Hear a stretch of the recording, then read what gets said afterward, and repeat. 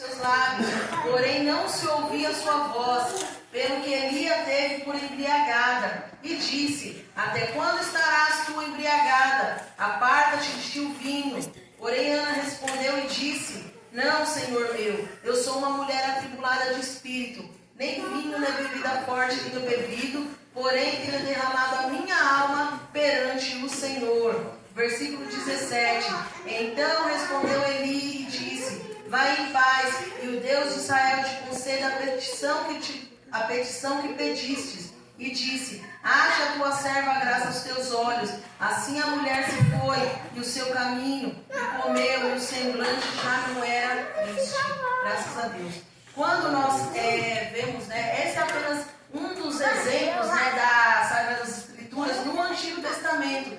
No Novo Testamento nós também temos outros exemplos, de mulheres que elas estavam numa determinada situação de dificuldade, de uma situação de impossibilidade, numa situação que ela estava sendo perseguida, numa situação que aos olhos da sociedade ela era desprezada, mas quem de fato a mantinha e a conduzia e a sustentava, a tinha como bons olhos, e nessa sociedade era o esposo dela, que ele não cobrava filhos dela porque ele a amava, mas mesmo assim Ana tinha o seu coração atribulado porque ela não conseguia gerar um filho, Então aqui no versículo 11 é um versículo bastante interessante, que a gente não tem, muitas vezes a gente perde os hábitos, que a Bíblia nos ensina sobre como nós devemos nos aproximar do Senhor, como nós devemos levar ao Senhor a nossa petição, a nossa súplica, a nossa angústia, e também,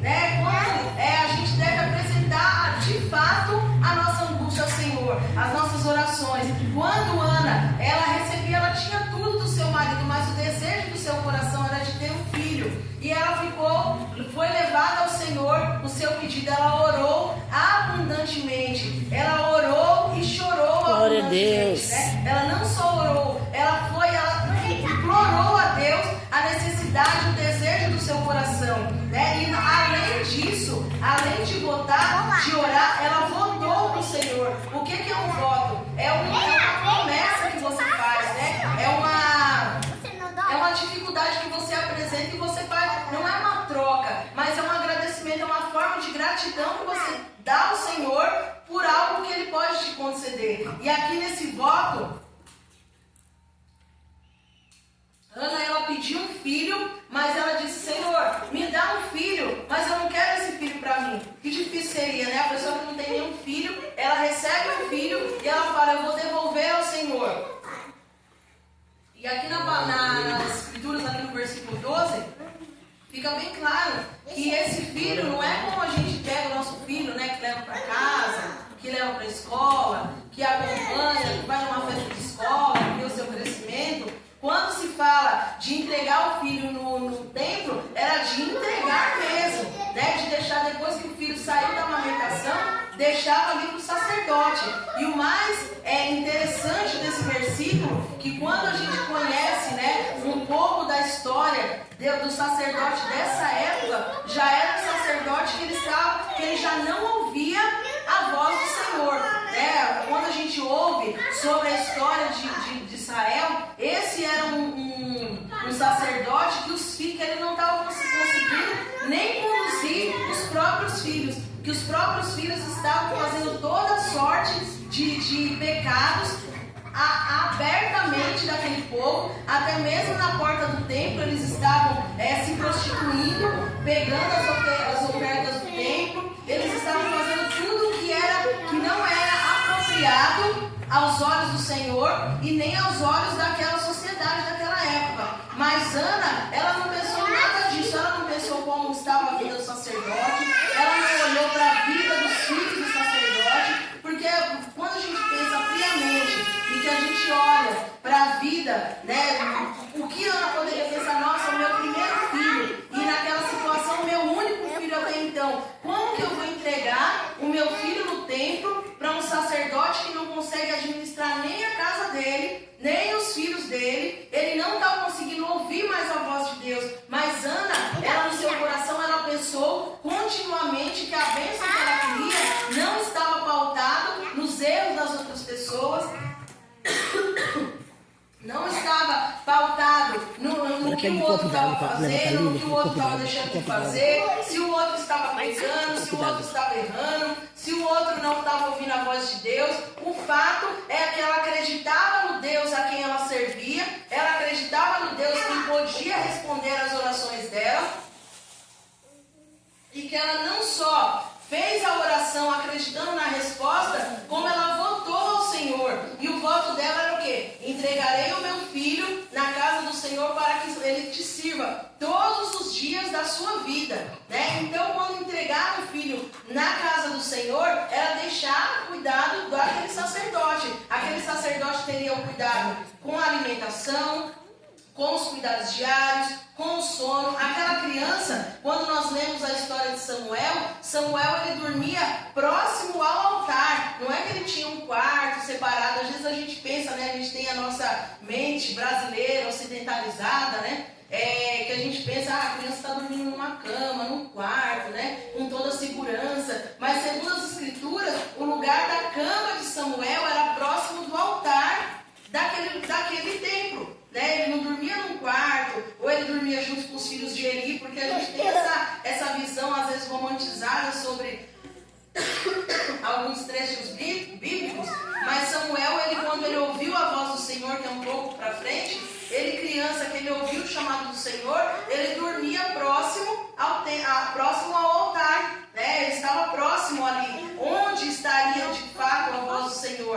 Mas voltando a Ana, quando Ana ela orou e perseverou, ela não só orou e não só votou, e sucedeu que perseverando em orar perante o Senhor, Ana, ela recebeu a sua petição, né? Mas o que eu quero enfatizar nesse primeiro trecho aqui do livro de Samuel é a abnegação do estado de Ana de mãe, né? Quando nós que somos mães, que temos nossos filhos, né? Que a gente pensa em tantas coisas, né? Alguns dias atrás eu tive a oportunidade de falar aqui mesmo, né, sobre as nossas preocupações. A gente quer que os nossos filhos eles estudem numa escola boa, que eles tenham um bom professor, e a gente quer que ele vá para um esporte, que ele pensa se vai trabalhar, se vai fazer uma faculdade, se vai estudar música e tantas coisas. Às vezes a criança está com 3 anos, a gente já faz tanto plano, né? Pensa em tantas coisas, que vai estudar, e que vai tocar bateria, vai tocar sax, vai tocar não sei o quê, e que vai pregar, e que vai cantar, e que vai em tanta igreja, e que vai estudar em faculdade. Mas quando nós olhamos para o exemplo de Ana, nós temos que trazer a reflexão, o que nós estamos empenhando para os nossos filhos no serviço da obra do Senhor. Né? Quantas mulheres no nosso tempo estão de fato cuidando dos seus filhos para que eles sejam entregues no altar do Senhor?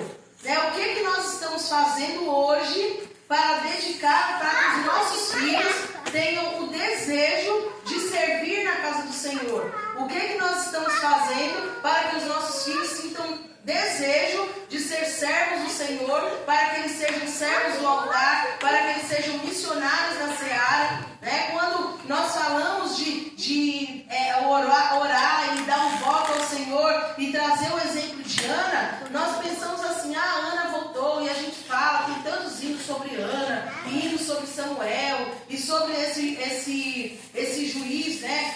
A vida de Samuel, né? Como Samuel foi, o que ele fez, o que ele deixou de fazer, a sua participação naquele povo. Mas o que de fato Ana teve que abrir mãos, porque depois de Samuel, a Bíblia relata que Ana teve outros filhos, né? Mas quando a gente fala do mais velho, né? E principalmente de uma mulher que não podia gerar até então, a gente precisa entender a grandeza desse ato de entregar o filho para o templo, né? Hoje na nossa sociedade, né, nós estamos aqui, quando a gente fala de dedicar um filho na obra do Senhor, a gente não precisa nem deixar ele no templo, né? A gente leva o filho para casa, a gente ora, a gente consagra, a gente faz um voto, a gente ora de madrugada pelos filhos, mas a gente leva ele para casa, né? Agora já pensou, você vai embora e deixa a criança aí na mão, muitas vezes não é nem de uma pessoa que está tão ouvindo a voz do Senhor, né? Porque aqui esse sacerdote aqui no caso, ele já não ouvia a voz do Senhor. E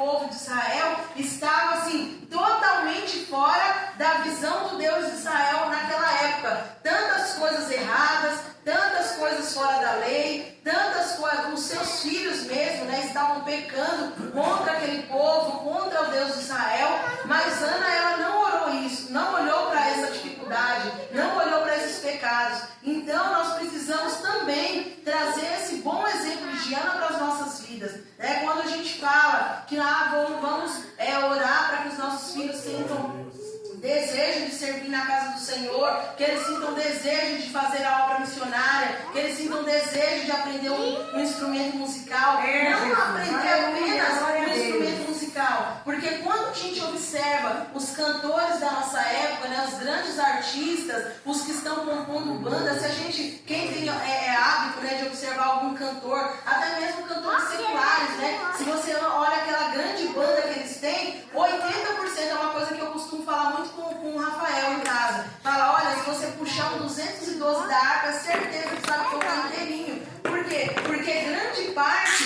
dos músicos do mundo secular, né, de músicas seculares, eles começam geralmente dentro dos nossos templos, né? Eles começam num grupo de criança, eles começam aprendendo numa escola de música como a nossa, mas muitas vezes o coração dele, ele aprendeu a tocar, ele aprendeu a ler a partitura, ele aprendeu a ver os instrumentos, ele escolheu um instrumento, ele canta muito bem, ele é entonado, mas o coração dele não estava no altar do Senhor. Então que nessa tarde nós possamos levar para a nossa casa, não só para os nossos filhos, para a nossa vida também, né? Porque a gente não consegue trazer um exemplo para os nossos filhos, para a nossa casa, para sobrinho, para a nossa família no geral, ou para pessoas que nos cercam, se o nosso coração não tiver com uma consciência missionária, né? Se o nosso coração não estiver voltado para o altar do Senhor, se a nossa vida não estiver dedicada a orar abundantemente, a prostrar diariamente nos pés do Senhor, para apresentar as nossas fraquezas, as nossas dificuldades, os nossos anseios, as nossas preocupações, não adianta a gente falar grandes coisas e nós não sermos exemplos diariamente, né? Aquele exemplo de oração, de dedicação, que o nosso coração esteja voltado ao centro da vontade do Senhor, que esteja voltado ao crescimento da obra missionária nesse lugar, que o nosso coração esteja voltado ao crescimento do reino de Deus, né? Que nós não sejamos apenas pessoas que frequentem um templo, que tenhamos uma carteirinha ministerial, que a gente entenda tudo, né, sobre o nosso ministério, saiba todos os hinos da nossa harpa, muitas vezes saibamos todos os vários versículos bíblicos, né? Mas o nosso coração, ele precisa de fato estar no centro da vontade do Senhor, no altar do Senhor, para que esse coração esteja refletindo a glória do Senhor. Glória a Deus. O nosso coração existe um ditado popular que diz que a boca fala do que o coração está cheio.